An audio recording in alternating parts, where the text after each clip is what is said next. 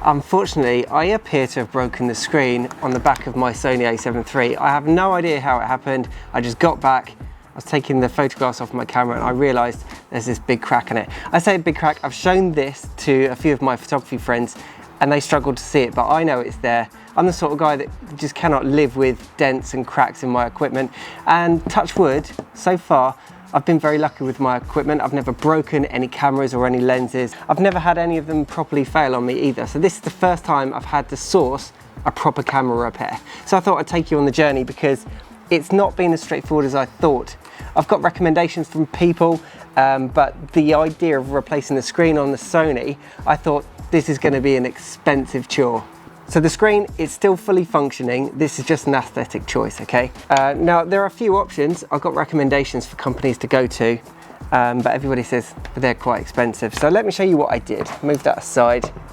Okay, so you've got a few options and I'll tell you which one I went for and why. The first option, which might be obvious, is Sony directly.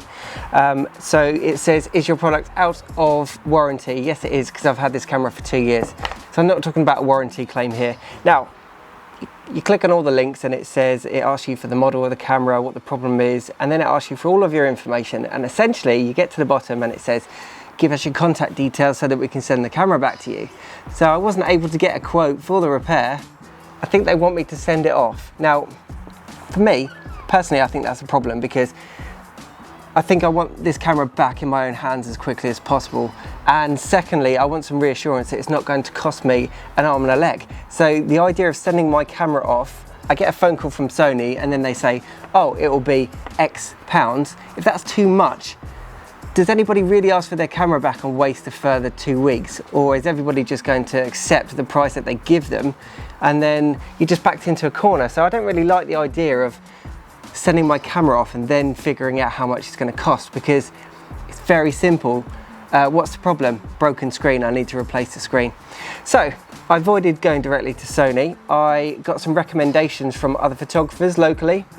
There's a company called ProTech Photographic who do repairs as well as infrared conversions, and I know the people that work there. I contacted them and I said, I've got a Sony a7 III screen that's cracked, still functioning, can you repair it? So ProTech, they were very open. They said, yes, we can repair your camera, but the parts are going to be delayed from Sony, so you might be better off going to this company. They said First Aid Repairs, and they are based in Tunbridge Wells, and their website is first, as in the number 1, ST, aidrepairs.co.uk. I gave them a call and they've said that you can't just replace the glass on a Sony a7 III screen.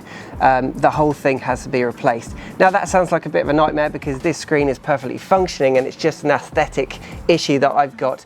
But let me tell you how much they quoted to repair. Now I've got the reassurance, I know exactly how much it's going to cost. So about a week ago, I put a deposit down and they've ordered the parts. They've already called me this week and they've said that the parts are in. Okay, so when I first broke this screen, I thought this is going to cost me a few £100s to repair.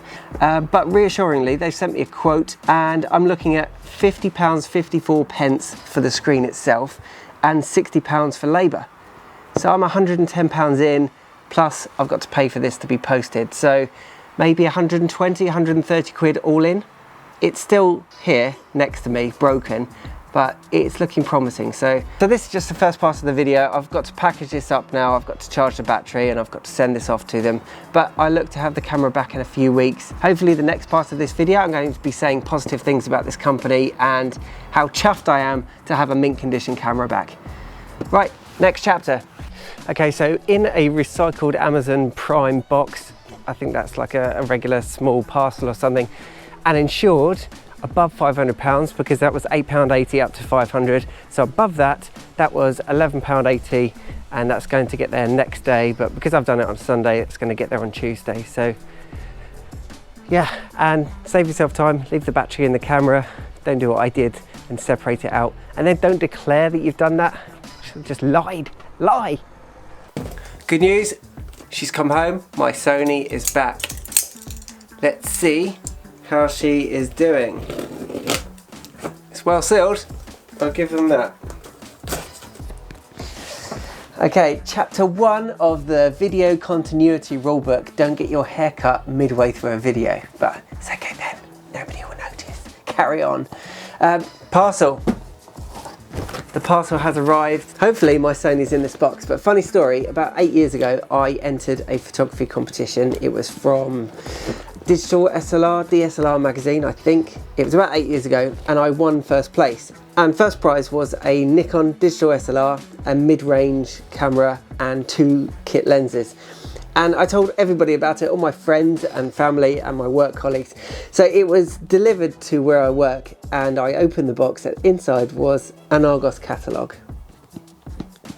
Not even that year's Argos catalogue, it was the years before. What an insult. Anyway, so during the shipping process, somebody had stolen the camera and replaced it with a similar weight object, which was an Argos catalogue. So I obviously told the magazine and they sent out another one, but funny story, huh? That is well packaged. There's a camera in here, it's a good start.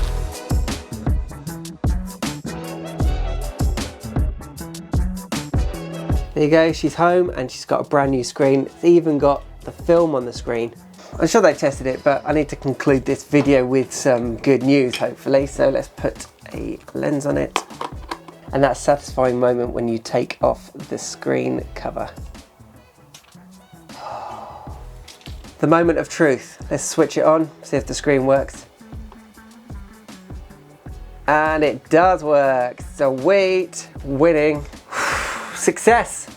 Thank you very much.